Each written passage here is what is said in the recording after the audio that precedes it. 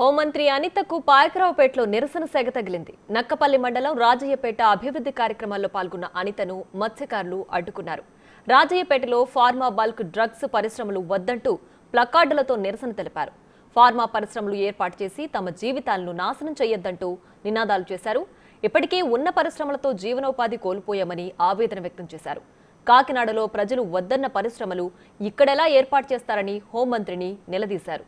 గ్రామస్తులతో చర్చించి సర్ది చెప్పిన హోంమంత్రి అనిత ప్రస్తుతం మౌలిక సదుపాయాలు మాత్రమే కల్పిస్తున్నామని, గ్రామస్తుల అంగీకారంతోనే పరిశ్రమలు ఏర్పాటు చేస్తామని హామీ ఇచ్చారు.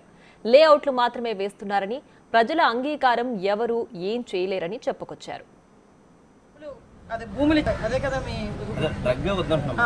సో దానికి నేనేమంటానంటే, ఫర్దర్గా వచ్చి ఏ కంపెనీస్ అయినా మీతో మాట్లాడకుండా, మిమ్మల్ని ఏమి కన్సల్ట్ చేయకుండా ఇక్కడెక్కడ ఏమీ చేయలేం కదా.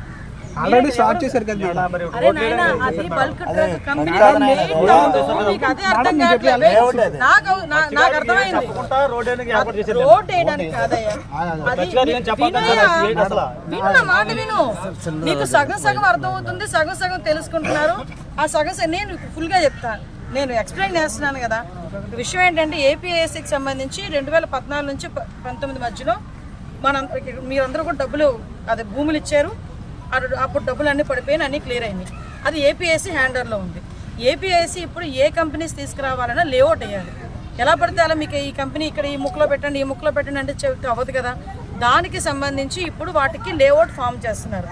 అంటే జస్ట్ లేఅవుట్లో రోడ్స్ ఫామ్ చేయడం, వాటికి ఇన్ఫ్రాస్ట్రక్చర్ డ్రైన్స్ ఫామ్ చేయడం, అవన్నీ కూడా ఇప్పుడు చేస్తున్నారు. కంపెనీ వినండి, కంపెనీ ఏమొచ్చినా మళ్ళీ మీ పంచాయతీ అప్రూవల్స్ కానీ మీ అప్రూవల్స్ కానీ ఏమీ లేకుండా అక్కడ ఏమి ఎస్టాబ్లిష్ అవ్వదు కదా. ఆల్రెడీ నిన్న మీరు న్యూస్ లో చెప్పారు కదా madam, already bulk drug company పాకిస్తాన్లో వస్తుంది. నీకు అర్థం కావట్లేదు. బల్క్ డ్రగ్ కాదు, బల్క్ డ్రగ్ కంపెనీ అంటే నీ ఉద్దేశం ఏంటో చెప్పు ఒకసారి. జనాలు లాస్ చేసే కంపెనీ మేడం, కలిసితో అయిపోతుంది మేడం. మొత్తం అంతా ఆరోగ్యాలతో పోతుంది మేడం. అదే కదా మీ మరింత సమాచారం మా ప్రతినిధి రాజు ఫోన్ లైన్ అందిస్తారు. రాజు చెప్పండి, హోంమంత్రి అనితకు పాయకరావుపేటలో నిరసన సెగ తగిలింది. మరి అక్కడ ప్రజల అంగీకారంతోనే బల్క్ డ్రగ్ పరిశ్రమలు ఏర్పాటు చేస్తున్నాం అని అనిత చెప్పడంలో ఉద్దేశం ఏంటి?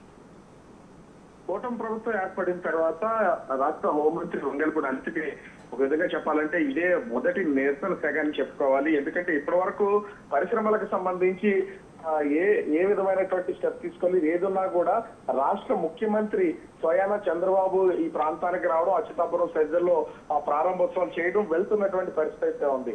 అయితే ఇప్పటి వరకు జాబ్ మేళాలు నిర్వహిస్తూ వస్తున్నటువంటి వంగల్పూడి అనిత ఈ రోజు పలు అభివృద్ధి కార్యక్రమాలను చేయడానికి పాయకరావుపేట నియోజకవర్గం నక్కపల్లి మండలం రాజన్నపేట వెళ్ళినటువంటి పరిస్థితి ఉంది. అక్కడ అది మత్స్యకార గ్రామం కావడం, ఈ గ్రామ శివారులో ఫార్మా బల్క్ డ్రగ్ పరిశ్రమను ఏర్పాటు చేయొద్దంటూ గ్రామానికి సంబంధించినటువంటి ప్రజలందరూ కూడా ప్లకార్డులతో నిరసన తెలియజేసినటువంటి పరిస్థితి కనిపిస్తుంది. ఫార్మా పరిశ్రమ ఏర్పాటు చేస్తే తమ జీవితాలన్నీ కూడా నాశనం అవుతాయి, దయచేసి ఇక్కడ ఫార్మా పరిశ్రమను ఏర్పాటు చేయొద్దంటూ వాళ్ళైతే నిరసనకు దిగినటువంటి పరిస్థితి కనిపిస్తుంది. ముఖ్యంగా ఎందుకంటే ఇప్పటికే మొత్తం ఆ ప్రాంతం అంతా కూడా అనేక పరిశ్రమలతో, అటు పాయకరావుపేట కానీ యలమంచిలి నియోజకవర్గాల పరిధిలో సముద్ర తీర ప్రాంతం అంతా కూడా అనేక పరిశ్రమలు వస్తూ ఉన్నాయి. ముఖ్యంగా ఈ డ్రగ్ పరిశ్రమలు రావడంతో మొత్తం పొల్యూషన్ అవుతున్నటువంటి పరిస్థితి ఉంది. దీంతో జీవన ఉపాధి కోల్పోతున్నాము, మాకు సరైన ఉపాధి ఉండట్లేదు, అదేవిధంగా పూర్తిగా కలుషితం అయిపోతుందని ఆందోళన చేసినటువంటి పరిస్థితి ఉంది. ముఖ్యంగా కాకినాడలో పరిసర ప్రాంతాల్లో ఏర్పాటు చేయడానికి గతం నుంచి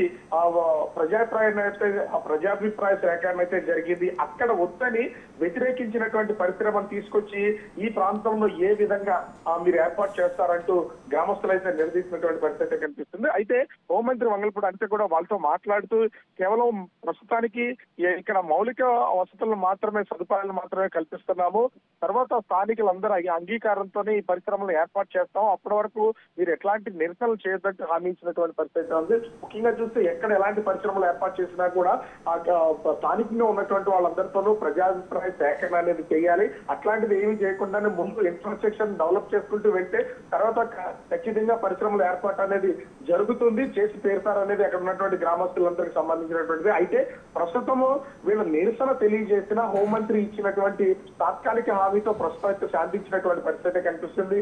ఒకవేళ పరిశ్రమలు కనుక గ్రామాలకు సంబంధించి ప్రజాభిప్రాయ సేకరణ లేకుండా ఆ గ్రామంలో ఉన్నటువంటి ప్రజలందరూ అంగీకరించకుండా ఏర్పాటు చేస్తే మాత్రం ఖచ్చితంగా దీన్ని ఎదుర్కొని తీరుతాం, నిరసన తెలియజేస్తామని గ్రామస్తులు చెప్తున్నటువంటి పరిస్థితి కనిపిస్తుంది ప్రియా.